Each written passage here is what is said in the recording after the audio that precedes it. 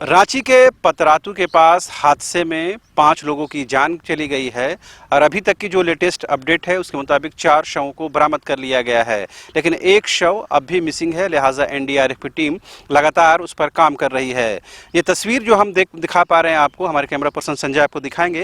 ये तस्वीर देखकर आपको उस भयावहता का अंदाज़ा होगा कि जिस दिन शाम को ये घटना घटी और लगातार जो बारिश हो रही थी, और यूँ कहें कि मूसलाधार बारिश हो रही थी, जिसकी वजह से जो पानी का फ्लो था इस कदर ज़्यादा था कि आप देख पाएंगे, कैमरा पर्सन हम संजय दिखाएंगे उस गाड़ी को जिसमें तमाम लोग सवार होकर यहाँ पहुँचे थे उस रिजॉर्ट के पास, जहाँ से वो गाड़ी बहते हुए इस लोकेशन पर पहुँच गई है।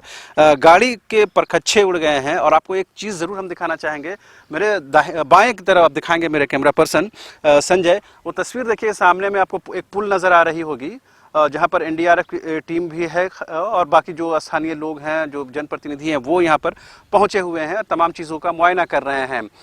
उस लोकेशन से, यानी मेरे बाएं तरफ से जो लोकेशन आप देख पा रहे हैं, पुल के पार से जो गाड़ी बहती हुई आई और 5 लोग जो बहते हुए आए, वो गाड़ी आपको यहाँ जाकर रुकी है और 4 शवों को बरामद किया गया है। एक शव अभी भी मिसिंग है। हमारे साथ एक स्थानीय युवक हैं, उनसे बात करने की कोशिश करते हैं।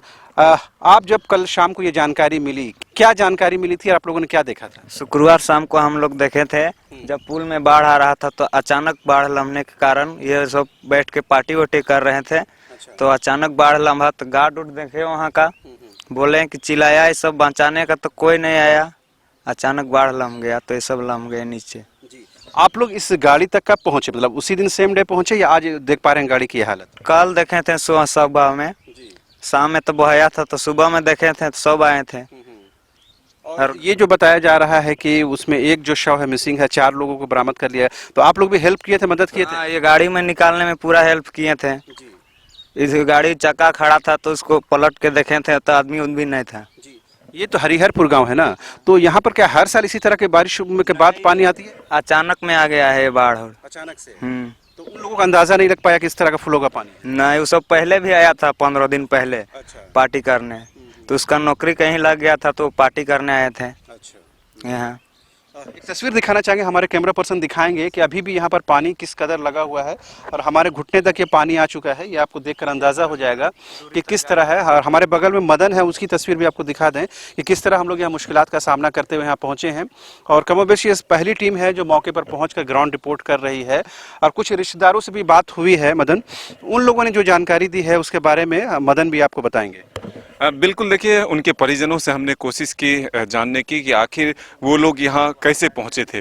तो दरअसल उसमें जो एक लड़की थी और जो डॉक्टर थे रिम्स के, उनकी शादी तय हो चुकी थी, यानी कि मंगनी हो चुकी थी उनकी। और कहा यह जा रहा है कि 1 सप्ताह के बाद उन दोनों की शादी भी होने वाली थी। तो अब एक तरफ उन्हें जॉब लगी थी, जो लड़की थी उन्हें जॉब लगी थी, उसकी पार्टी मनाने के लिए वो लोग यहाँ पर पहुँचे थे। उस साथ में उनका एक भाई भी था जिनका नाम विवेक है। और अभी तक जो मिसिंग है वो विवेक ही मिसिंग है। उनके सबको, यानी कि ये पता लगाया जा रहा है कि आखिर विवेक जो है कहाँ लापता हुआ है, ये खोजने की तो ज़रूर कोशिश की जा रही है।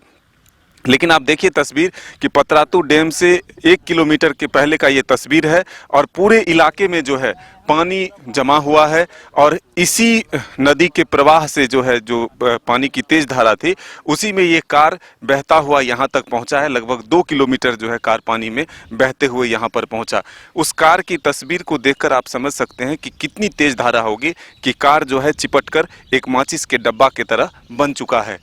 तो अब इससे भयावह अंदाज़ा हो सकता है आपको कि कितनी बड़ी घटना है ये और किस तरह से सभी लोग मुश्किल में फंस गए। बताया ये जा रहा है कि शीशा बंद करके तमाम लोग जो है गाड़ी में बैठकर पार्टी मना रहे थे और अचानक से शाम का 7 बज रहा होगा और उसी वक्त जो है बारिश की तेज धारा, आप ऊपर की भी तस्वीर देखिए कि चारों तरफ जो है पहाड़ी इलाका है, ये घना जंगल है। इसलिए ऊंचाई से जब पानी अचानक छूटता है तो फिर उसकी धारा जो है वो काफ़ी तेज हो जाती है। इस वजह से नदी का जलस्तर जो है अचानक बढ़ गया। किसी को कोई मौका नहीं मिल पाया कि वो अपनी जान बचा पाए। हालांकि जो रिसोर्ट है बगल में जहां पर वो लोग कार खड़ा करके पार्टी मना रहे थे, वहां के जो गार्ड हैं उन लोगों ने देखा कि तेज धारा में जो है गाड़ी बह रही है और फिर जो है आवाज़ सुनाई दिया, लेकिन उससे किसी को बचाना मुश्किल था। बचा पाने की कोशिश स्थानीय लोगों ने की, लेकिन तेज प्रवाह में जो है गाड़ी काफी दूर तक चला गया और इसी में सबकी जान चली गई।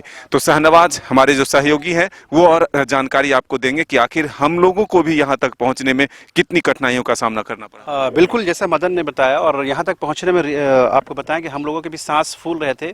ये अलग बात है कि जो लोकल लोगों ने मदद किया और हम यहाँ स्पॉट तक पहुँच पाए हैं, और ये तस्वीरें सिर्फ खास तौर पर हम अपने न्यूज़ बाइस्कोप के दर्शकों के लिए पेश कर रहे हैं और ये बताने की कोशिश कर रहे हैं कि आप ज़िंदगी का मज़ा ज़रूर लें, लेकिन उस मज़े को एक कंट्रोल, एक नियंत्रण रेखा ज़रूर होना चाहिए।